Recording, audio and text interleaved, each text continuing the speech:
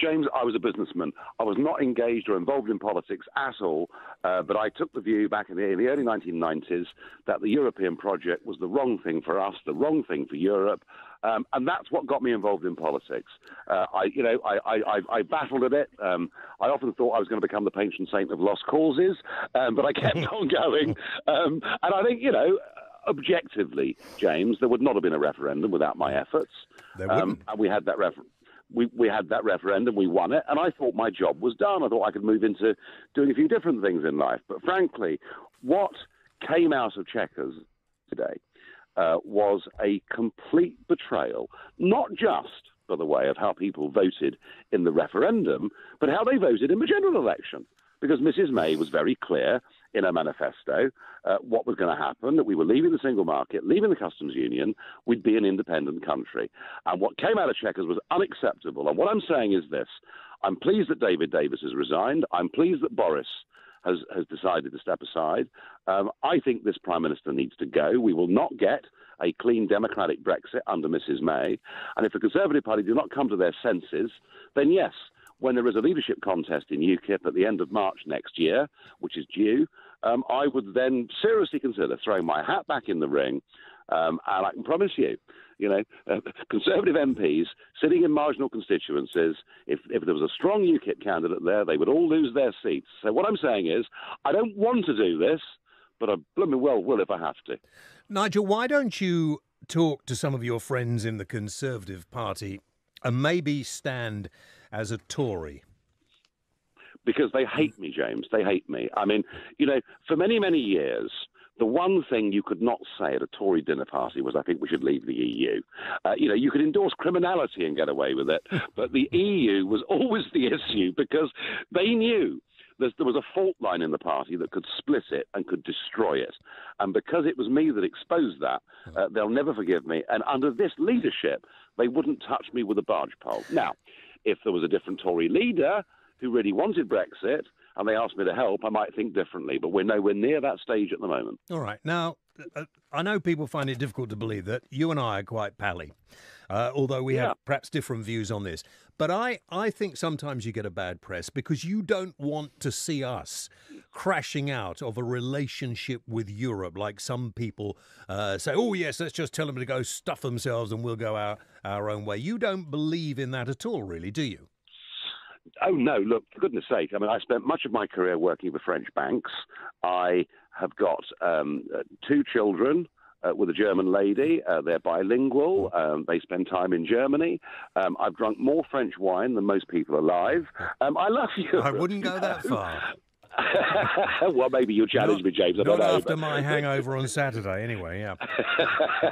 But no, I mean, look, I want a Europe of cooperative nation states. I want us to be like neighbours, living in a street together, working very closely together, having reciprocity on student exchanges, doing all sorts of... But I want a Europe of neighbours. I don't want a Europe run by a bunch of unelected old men in Brussels who we can't vote for and we can't remove. And I passionately want France to be independent and Italy to be independent. And I'll tell you something, the tide of history is actually taking us in that direction anyway. Why do you think that it has been so difficult to get that point across? Because I agree with you. I think what we need to do is rescue our relationship with Europe. In fact, I like to think we should be leading Europe rather than leaving it in a way.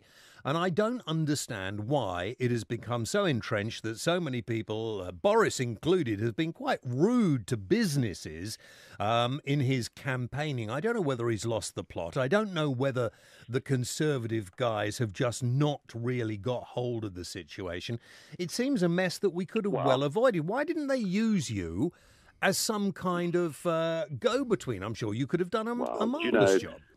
Do you know, I made it clear at the time of the referendum that if I could be any use to them at all, in these negotiations, I would have been. I also made it clear as just about the only person in Britain, perhaps apart from Piers Morgan, who's got a relationship with Donald Trump, that I would happily have acted as a sort of go-between, a bridge, if you like, between the new American administration and the government. And they just try to pretend I don't even exist, James. I mean, when you think that number 10 made it a red line to the White House that as part of the Trump trip, he wasn't allowed to meet me, you realize how petty-minded and small-minded these career politicians are. And let me re-emphasize that point. These are career politicians. Hardly any of them could do a proper job in the real world. All they worry about are their careers and their really rather ghastly Conservative Party. I mean, you're absolutely right. The fact is that none of them, from both sides, by the way, of the front bench, the Labour or the Conservatives tonight, wanted to talk about this issue. They only wanted to put people up to talk about it in the manner which they could control. They don't want any more to have free speech in this country, as far as I can see, because you have to go through a press officer. Now, let me make this absolutely clear. I just rang Nigel and asked him would he do the interview, and he thought about it for a few moments and said, yes, I will. And if this is the way politics is going to go, that no politicians are going to speak to the media, then Donald Trump is going to be absolutely right. It will become all fake news, won't it? Yeah, it will. And Trump has been very good at exposing some of these things. I know Donald's a bit rough around the edges sometimes. Oh, listen, we like him on this programme now. We're big fans of Donald Trump on this show. Yeah, we are. Yeah. Pleased to hear it. I'm pleased to hear it. Nigel, can we just... I mean, are you really going to consider running for... Isn't it your duty to run for UKIP if it's all a fudge? Well, why are you even considering it? I tell you what, it's not my desire. It's about the last thing on earth I want to do, because it's 24/7. You take endless abuse, a massive level of intrusion into your life. I mean, there isn't much upside to it. But, you know, I fought for a quarter of a century to get us to a position where we won that referendum, and I cannot stand aside and see a bunch of gutless, spineless, useless career politicians throw it away. So I'm putting them on notice. I'm putting them on warning. You know, if you didn't like me before, if I have to come back and do this again, next time, no more Mr. Nice Guy.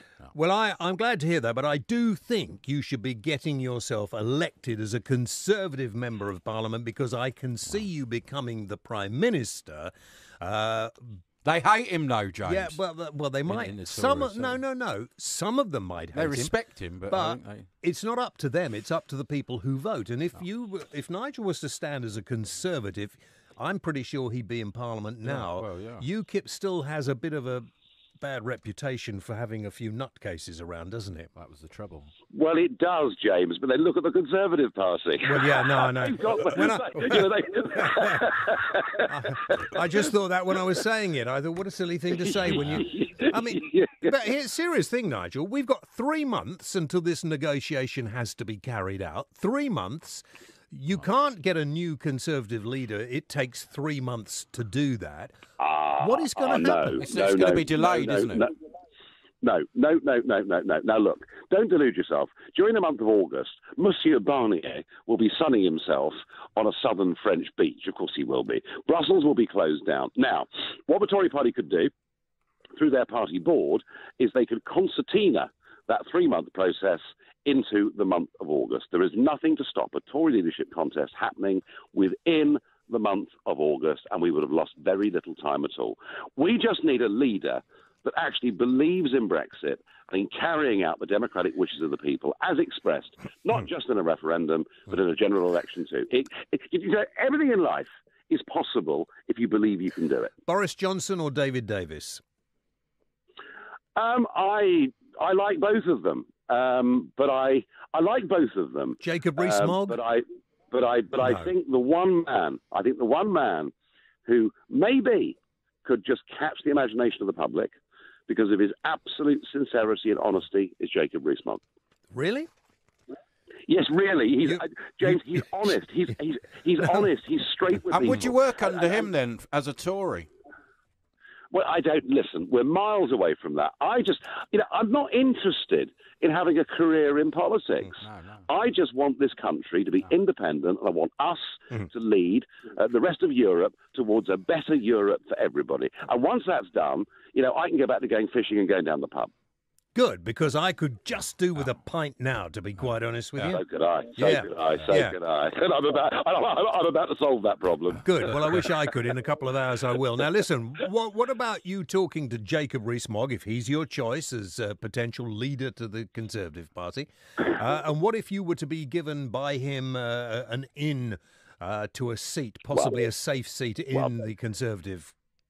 Well, as I say, my motivation is getting Brexit done, not getting elected to Parliament. I will, by next March, have completed 20 years in the European Parliament. That's quite a long time.